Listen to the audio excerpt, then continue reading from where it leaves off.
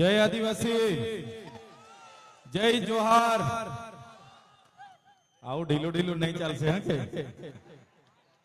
પેલા ડેકાઈ વાળા નેતાએ બે ચાર લોકોને મોકલેલા છે કે ભાઈ વિડીયો બનાવી લાવજો, અને વિડીયોમાં કહેશે કે ભાઈ આ તો ઢીલા ઢીલા હતા બધા, એટલે આવું ઢીલું ઢીલું નહીં ચાલે। એટલે બધા હું જય જવાન બોલું, તમારે જય કિસાન બોલવાનું છે જોરથી, અહીંથી બોલો એટલે સત્તા મંડળને સંભળાવવું જોઈએ કે આદિવાસીઓ ત્યાં ભેગા થયા છે અને ખૂબ ઉત્સાહ સાથે નારા લાગી રહેલા છે।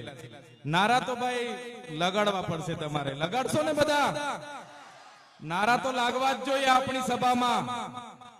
જય જવાન, જય જવાન। ધન્યવાદ।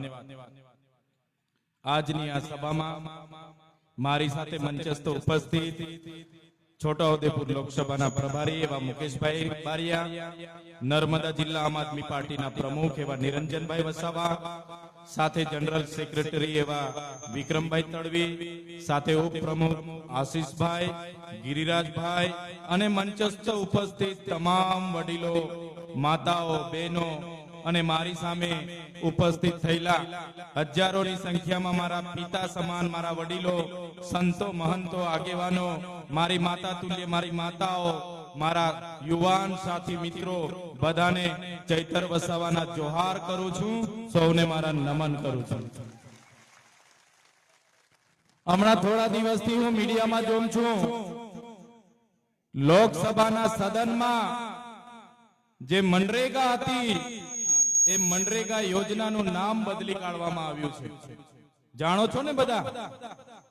આ ભાજપની સરકારે એમણે કરેલા કૌભાંડોને છુપાવવા માટે, એમના નેતાઓએ કરેલા ભ્રષ્ટાચારને છુપાવવા માટે મનરેગા યોજનાનું નામ બદલવા માટે એક બિલ મંજૂર કર્યું અને બિલ લોકસભાના સદનમાં પાસ કરવામાં આવ્યું છે।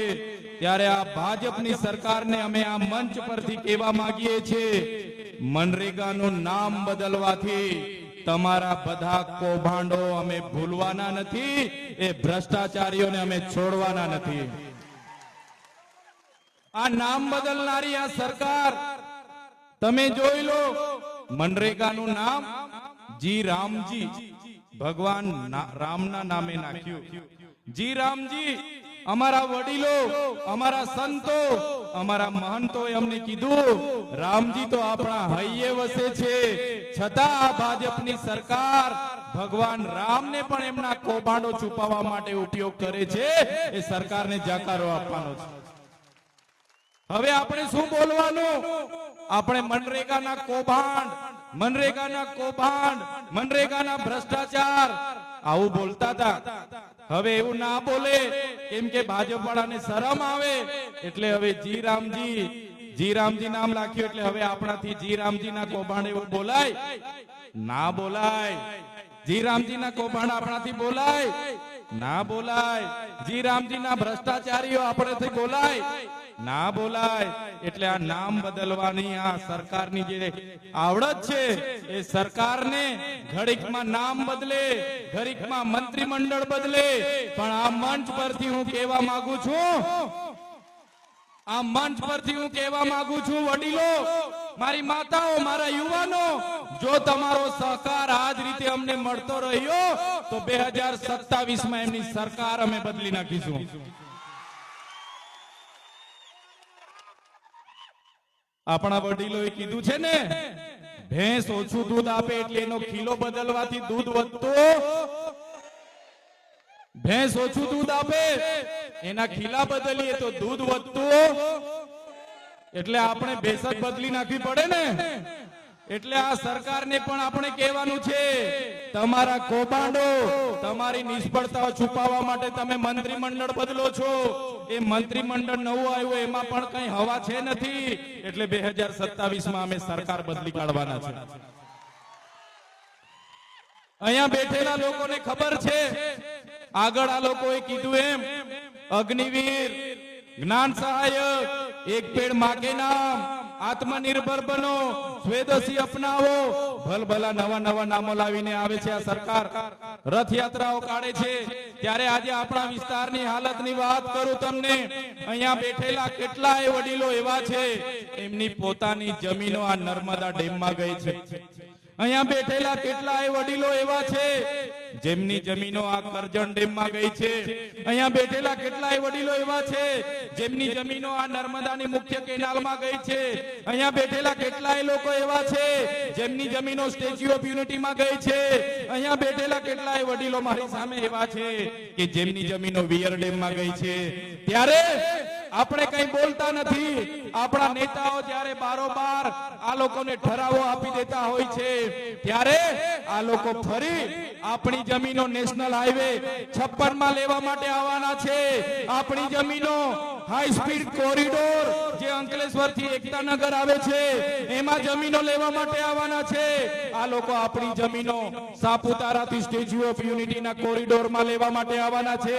મારા વડીલો, મારી માતાઓ, મારા યુવાનો, આ લોકોને આ મંચ પરથી આપણે કહી દેવાનું છે કે હવે અમે વિકાસના નામે 1 ઇંચ પણ જમીન આપવા તૈયાર નથી. અમે આટલી મોટી જમીનો આપીએ, અમારા ગામો ને ગામો ઉઠી ગયા, અમારો પરિવાર વિખરાઈ ગયો, અમારો સમાજ, અમારી સંસ્કૃતિ, અમારી પ્રકૃતિથી અમે છિન્ન ભિન્ન થઈ ગયા. કોઈ સાવલી રહી છે, કોઈ ડભોઈ રહી છે, કોઈ સૌરાષ્ટ્રમાં ગયા, કોઈ કચ્છમાં ગયા, કોઈ દક્ષિણ ગુજરાતમાં છે. અને આજે નવી વસાહતોની હું વાત કરું, એમને નોકરી સામે નોકરી આપવાની વાત હતી. એને એક પરિવારમાંથી પણ આજે એક જણને નોકરી નથી મળી. એને જમીનો સામે જમીનો આપવાની વાત હતી. એમને પિયત જમીનો આપવામાં નથી આવી. એમને સિંચાઈનું પાણી મફત આપવાની વાત હતી. આ સરકારે સિંચાઈનું પાણી પણ નથી આપ્યું. એમને ખેતીવાડીની મફત વીજળી આપવાની વાત હતી. આ સરકારે એમને મફત વીજળી પણ નથી આપી. ત્યારે એ જ પવિત્ર ભૂમિ પરથી મારા ક્રાંતિકારી લોકોને કહેવા માંગુ છું, આ સરકાર એ ઉદ્યોગપતિઓની સરકાર છે. ત્યારે આવનારા દિવસોમાં સરકારને ઉખેડીને આપણે ફેંકી દેવું પડશે.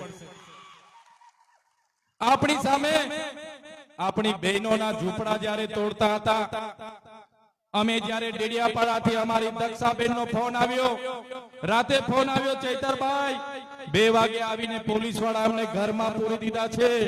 બુલડોઝરો લઈને આવ્યા છે, 700-800 પોલીસ છે.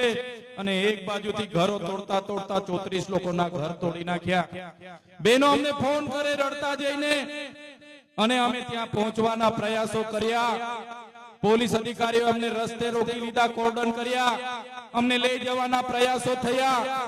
ત્યારે એક કેવડિયાવાળી બહેનો બિચારાના ઘરો તોડી નાખ્યા. મારા સાથીઓ, જે લોકોએ ડેમમાં જમીનો આપી, જે લોકોએ વિયર ડેમમાં જમીનો આપી, જે લોકોને રોજગારીના નામે સ્ટેચ્યુ ઓફ યુનિટીમાં જમીનો આપી, આ લોકો સ્ટેચ્યુ ઓફ યુનિટીમાં રોજગારી આપીશું એમ કરી કરીને જમીનો તો છીનવી લીધી, પણ રોજગારી ન મળીને આપણી બહેનો નાની દુકાનો ચલાવતી હતી, એ દુકાનો પર પણ બુલડોઝર ફેરવવામાં આવ્યું. ત્યારે આવનારી ચૂંટણીમાં આ લોકોને, એ બુલડોઝર ફેરવવાવાળા ભાજપના નેતાઓને ઈંટનો જવાબ પથ્થરથી આપણે આપી દેવાનો છે. શું વાંક હતો એ કેવડિયાની બહેનોનો? શું વાંક હતો એ ગરુડેશ્વરના લોકોનો? એમણે જમીનો આપી એ વાંક, એમણે નર્મદામાં જમીનો આપી આપણો ગુનો છે? આપણે બિયર ડેમમાં જમીનો આપી આપણો ગુનો છે? આપણે સ્ટેચ્યુ ઓફ યુનિટીમાં જમીનો આપી આપણો ગુનો છે? તો પછી કેમ આપણી બહેનોના ઘરો તોડવામાં આવ્યા? આજ કેવડિયાના ટ્રાઇબલ મ્યુઝિયમની વાત કરો.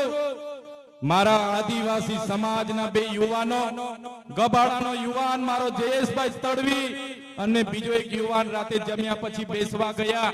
પોતાના ગામના ડુંગર પર બેઠા હતા. એમને શું ખબર હતી કે બહારના લોકો આવીને એમને પકડીને મારી નાખશે. એ બંને યુવાનો એક ને એક દીકરા હતા, પોતાના પરિવારના કમાનાર વ્યક્તિ હતા. બહારના કોન્ટ્રાક્ટરના માણસોએ એમને માર્યા, એમને બાંધી મૂક્યા. એટલો માર માર્યો, એટલો માર માર્યો, એટલો માર માર્યો, મારા ભાઈઓના આખા શરીર કાળા કાળા થઈ ગયા. એમની સરકારનો એક પણ નેતા એ પરિવાર સાથે નહોતો, પોલીસે પરિવાર સાથે નહોતી. અમે અમારી પૂરી ટીમ સાથે દવાખાને ગયા અને મરનાર દીકરાઓને ન્યાય મળવી જોઈએ, એફઆઈઆર થવી જોઈએ એ વાત અમે કરી અને બાદમાં પોલીસ અને સરકાર સક્રિય અને એક્શનમાં આવી.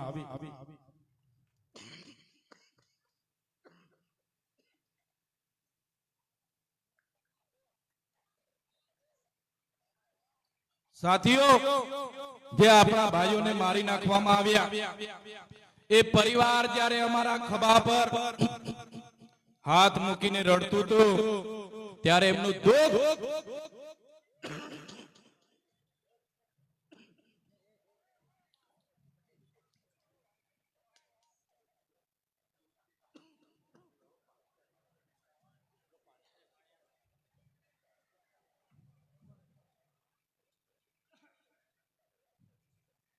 સાથીઓ, એ આપણા બે યુવાનોને આખી રાત બાંધી બાંધીને એટલો માર માર્યો, એટલો માર માર્યો, બંને યુવાનો અધમુવા થઈ ગયા. એ પરિવારના લોકો પોલીસ વાળાને વિનંતી કરે કે ભાઈ અમારા છોકરાની કાર્યવાહી કરો. અહીંના ભાજપના ધારાસભ્યને સાંસદને ફોન કર્યો કે બહારના લોકોએ બરોડા અમદાવાદની એજન્સીના માણસે અમારા દીકરાઓને મારી મારીને મારી નાખ્યા. કોઈ જવાબ નહીં આપે, તંત્ર જવાબ નહીં આપે, નેતાઓ જવાબ નહીં આપે.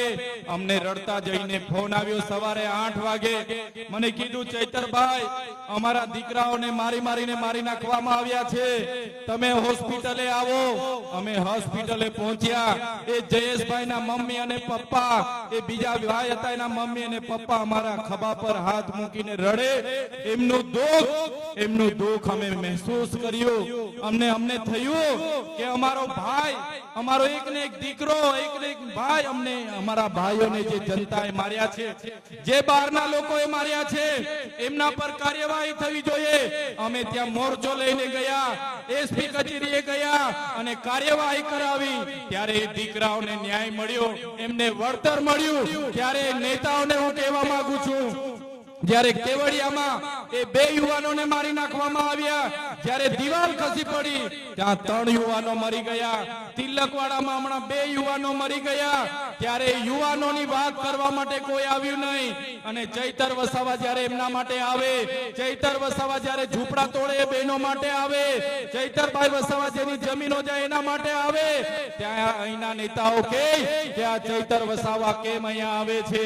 ત્યારે નેતાઓને મેં કહેવા માંગુ છું, આપણું ગામ ચાપટમાંથી મહિલાને જે ઝોલીમાં લઈને જતા જતા રસ્તે મરી ગયા, એ બેનનું દુઃખ મેં મહેસૂસ કર્યું. અમારી બહેનોના ઝૂંપડા તૂટી ગયા, એ બહેનોનું મેં દુઃખ મહેસૂસ કર્યું. અમારા યુવાનોને જે મારી મારીને મારી નાખ્યા, એ યુવાનોનું દુઃખ મેં મહેસૂસ કર્યું. ત્યારે એ લોકોને ન્યાય અપાવવા માટે ચૈતર વસાવા કેવડિયામાં આવે છે.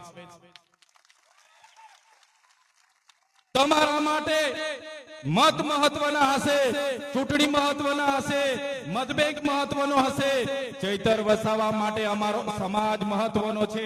તમારા જેવા પાર્ટીના ગુલામ અમે નથી, તમારા જેવા પાર્ટીના ગુલામ અમે નથી, ટિકિટોના અમે મોહતાજ નથી, ખુરશીના અમે મોહતાજ નથી. ધારાસભ્ય નહોતા ત્યારે પણ કેવડિયા વાળા માટે લડ્યા છે, ધારાસભ્ય છે ત્યારે પણ કેવડિયા માટે લડીએ છે. અને આવનારા દિવસોમાં ધારાસભ્ય નહીં પણ હશો તો પણ આ વિસ્તારના લોકો માટે અમે લડીશું. એ નેતાઓને મેં કહેવા માંગુ છું, શું આ આદિવાસી બેન દીકરીઓને ઝોલીમાં ડિલિવરી માટે લઈ જાય અને મૃત્યુ થાય એટલે તમને મજાક લાગે છે? શું અમારા યુવાનોને અહીંયા બાંધી બાંધીને મારે, મરી જાય એ તમને મજાક લાગે છે? સ્ટેચ્યુ ઓફ યુનિટીમાં અમારા યુવાનોને રોજગારી નહીં મળે એ શું તમને મજાક લાગે છે? ત્યારે એ સાંસદ, એના ધારાસભ્યને હું કહેવા માંગુ છું, જે દિવસે તમારી બેન, તમારી દીકરી ઝોલીમાં ડિલિવરીમાં લઈ જતા જતા રસ્તે મરી જશે ને, એ દિવસે તમને ભાન આવી જશે કે દુઃખ શું હોય છે. જે દિવસે તમારા કોઈ ભાઈને કે કોઈ તમારા દીકરાને કોઈ બહારના લોકો બાંધી બાંધીને કપડા કાઢીને મારશે અને તમારા ભાઈ ને દીકરાઓ મરી જશે ને તે દિવસે તમને ભાન પડશે કે દુઃખ શું હોય છે, પોતાના લોકોનું દુઃખ શું હોય છે એની એમને ખબર નથી અને અમારી મજાક ઉડાડે છે સાંસદ. એના કહેવા માંગુ છું કે જે દિવસે તમારો પોતાના દીકરાને, જે દિવસે તમારા પોતાના ભાઈને કોઈ આ રીતના મારીને મારી નાખશે ને તે દિવસે તમને અક્કલ તમારી ઠેકાણે પડી જવાની છે. ત્યારે સાથીઓ, આ વિસ્તારમાં જંગલ ખાતાના લોકો આપણા જિલ્લામાં 5360 જેટલી અરજીઓ 5-10 વર્ષથી હજુ પેન્ડિંગ છે. જંગલ ખાતાના લોકો એમને સનતો આપતા નથી અને આપણા લોકો ખેડી ખાય છે.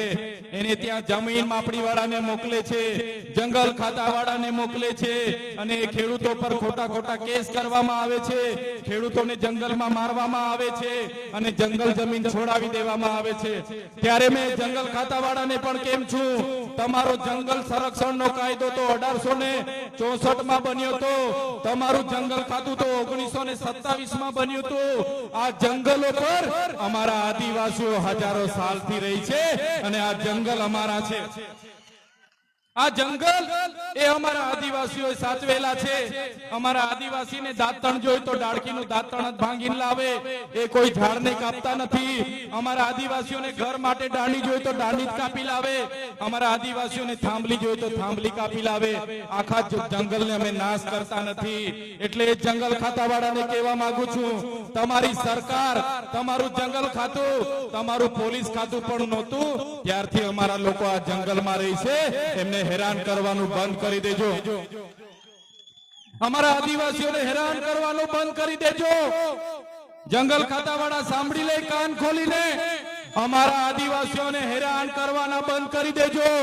અને અમે જે ઘરમાં પાલ્યા હતા, તીરકામઠા, ધારિયા અને જે પણ અમે ભાલા મૂક્યા છે એ કઈ અમે શણગાર માટે નથી મૂક્યા. જે દિવસે અમારો આદિવાસી સમાજ ઘરમાં મૂકેલા ધારિયા, પાલિયા, તીરકામઠા અને ભાલા લઈને રસ્તા પર ઉતરી પડશે તે દિવસે તમારું જંગલ ખાતું પણ અહીંયા હોતેલું નહીં મળશે. પોલીસ અધિકારીઓ જે આપણા બંદોબસ્તમાં છે એમના માટે જોરદાર તાળીઓ પાડી લો. ત્યારે જે લોકો બંધારણની સાક્ષીમાં જનતાની રક્ષા કરવાનું કામ કરે છે, સુરક્ષા આપવાનું કામ કરે છે, શાંતિ અને સલામતીમાં કામ કરે છે, નિષ્ઠા પ્રમાણે પોતાની ફરજ નિભાવે છે, એવા પોલીસ અધિકારીઓને ચૈતર વસાવાના કડક હાથે સલામ.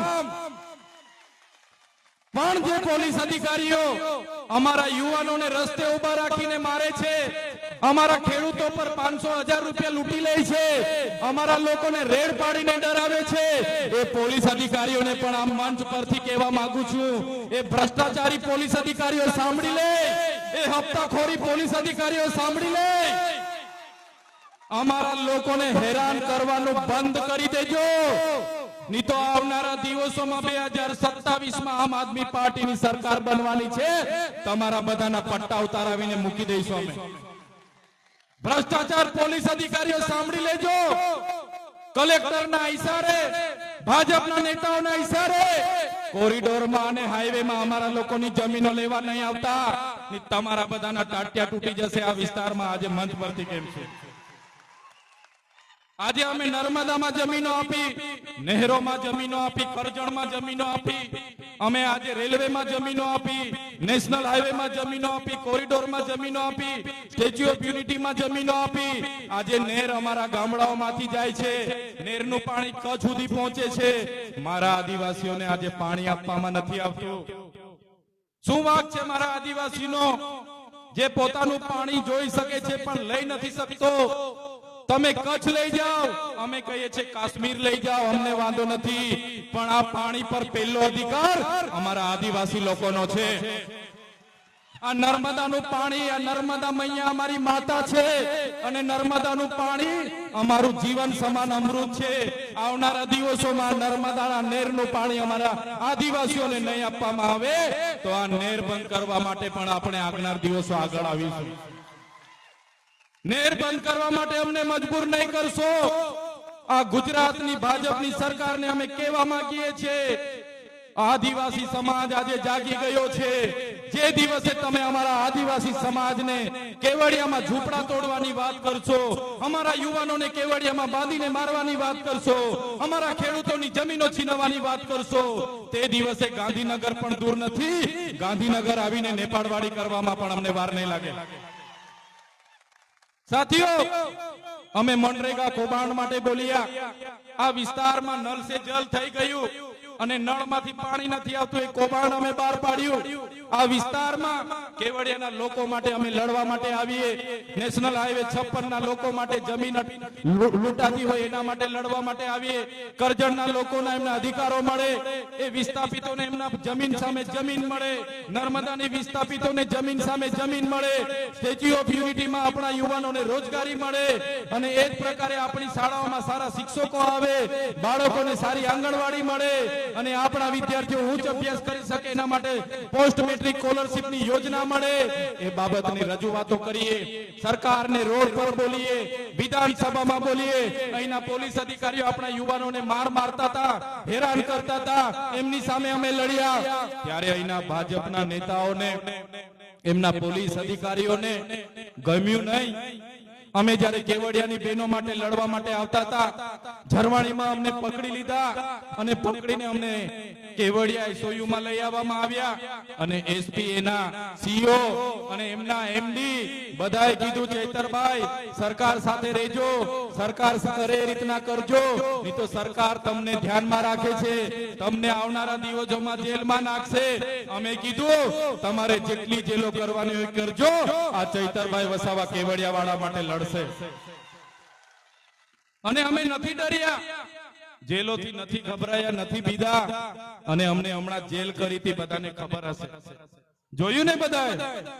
એક મીટિંગમાં મને બોલાવવામાં આવ્યો, હું મીટિંગમાં ગયો. આગળથી બધું આયોજિત હતું, મારા સાથે માથાકૂટ કરી, ઝપાઝપી કરી. તાત્કાલિક પોલીસ અધિકારીઓ બધા દોડતા આવ્યા, મને પકડી પાડ્યો, જીપમાં બેસાડ્યો અને બળજબરી પૂર્વક મને રાજપીપળા લઈ આવવામાં આવ્યો. રાજપીપળામાં મારા વિક્રમભાઈ, નિરંજનભાઈ, મારા મુકેશભાઈ, વિજયભાઈ, આશીષભાઈ બધા આવ્યા. એમણે કીધું, સાહેબનું ટિફિન લઈને આવ્યા છે, સાહેબના કપડા લઈને આવ્યા છે, અમને મળવા દો. પોલીસ અધિકારીઓ આખી રાત મળવા નહીં દીધા, કપડા આપવા નહીં દીધા. બીજા દિવસે મને ડેડિયાપાડા કોર્ટમાં લઈ જવાનું હોય, કાં તો મામલતદાર પાસે રજૂ કરવાનો હોય. મને ડેડિયાપાડા લઈ જવામાં ન આવ્યો, મને સેશન કોર્ટમાં રજૂ કરવામાં આવ્યો. મારા વકીલોએ બે હાથ જોડીને વિનંતી કરી, સાહેબ ચૈતરભાઈના અમે વકીલ છે, અમને અંદર જવા દો. ગોપાલભાઈ ઇટાલિયા અને મારા વકીલોને અંદર નહીં આવવા દીધા. મને રાજપીપળા જેલમાં રાખવાની જગ્યાએ મને ડાયરેક્ટ વડોદરાની જેલમાં નાખવામાં આવ્યો. વડોદરાની જેલ એટલે રાજા રજવાડાઓની જેલ, અંગ્રેજોની જેલ. એમાં તમે જોયું હશે, એક અઠવાડિયું નહીં, એક મહિનો નહીં, મહિનો, 2 મહિના, 80 દિવસ સુધી તારીખ પર તારીખ, તારીખ પર તારીખ, તારીખ પર તારીખ, તારીખ પર તારીખ, જામીન ના મળે મને. પોલીસ અધિકારીઓએ કીધું, આ વ્યક્તિ લોકોને ગેરમાર્ગે દોરે છે, એને જામીન નહીં મળવા જોઈએ અને એને જામીન નહીં આપવા જોઈએ. અને ભાજપના નેતાઓનું જોર, એમની સરકાર, એમનું તંત્ર, એમનું ન્યાય પ્રણાલિકા બધું જ એમનું મને જામીન ના મળે. અંદર મને ડરાવવામાં આવે, ધમકાવવામાં આવે, ગભરાવવામાં આવે, કહેવામાં આવે કે તમે આદિવાસીઓ માટે કેમ લડો છો, તમે ગરીબો વંચિતો માટે કેમ લડો છો, તમે સરકાર સામે કેમ બોલો છો, તમે નહીં બોલશો તો તમને અમે છોડીશું. ત્યારે જેલમાં પણ મેં એમને કીધું, તમારે 2 વર્ષ નહીં, તમારે 5 વર્ષ મને રાખો, પણ આ ચૈતર વસાવા આદિવાસીઓ માટે લડશે. 2 વર્ષ સુધી છોડવાનો નહીં, 2027 સુધી, ચૂંટણી સુધી આને છોડવાનો નહીં, એવું એમનું ગણિત હતું. મને કહેવામાં આવ્યું, તમે 3 મહિના નહીં, તમે 2 વર્ષનું સામાન મંગાવી લો, કપડા મંગાવી લો. મને એક નાની અંધારી કોટડીમાં રાખવામાં આવ્યો. મારા ઘરના લોકો મળવા આવે, મુલાકાત નહીં. મારા કાર્યકરો મળવા આવે, મુલાકાત નહીં. મારો વકીલ મળવા આવે, મુલાકાત નહીં. મને ડરાવવામાં આવ્યો, દબાવવામાં આવ્યો, ધમકાવવામાં આવ્યો. છતાં આ તમારો ભાઈ, તમારો દીકરો ભાજપ સાથે ક્યારે ઝૂક્યો નથી.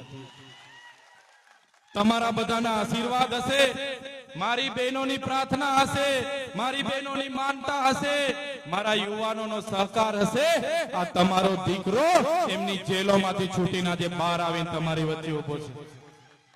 ત્યારે તમે જોઈ લો, જ્યારે હું જેલમાંથી છૂટીને બહાર દરવાજાની બહાર આવ્યો ને પગ મૂક્યો, મારા પરિવારના લોકો નિરંજનભાઈ, વિક્રમભાઈ, વિજયભાઈ, એમણે મને કીધું, ચૈતરભાઈ, જમીન અમે તમારા જામીન અમે જેમ તેમ કરાવ્યા છે, પણ તમને હવે ડેડિયાપાડામાં પ્રવેશ બંધી છે. આ પોલીસે ગુજરાતમાં પ્રવેશ બંધી માંગી હતી, નર્મદા જિલ્લામાં પ્રવેશ બંધી માંગી હતી, પણ કોર્ટે તમને તમારા મત વિસ્તારમાં પ્રવેશ બંધી ફરમાવી છે. તમે જો ડેડિયાપાડાની હદમાં પ્રવેશ કરશો, ફરી તમને જેલ થશે. હવે મારા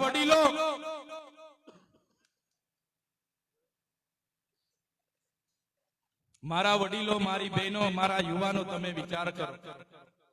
લોકો માટે કામ કરું, લોકો માટે બોલો, એટલે મારા વિસ્તારમાં મારી પ્રવેશ બંધી, મારે નહીં જવાનું.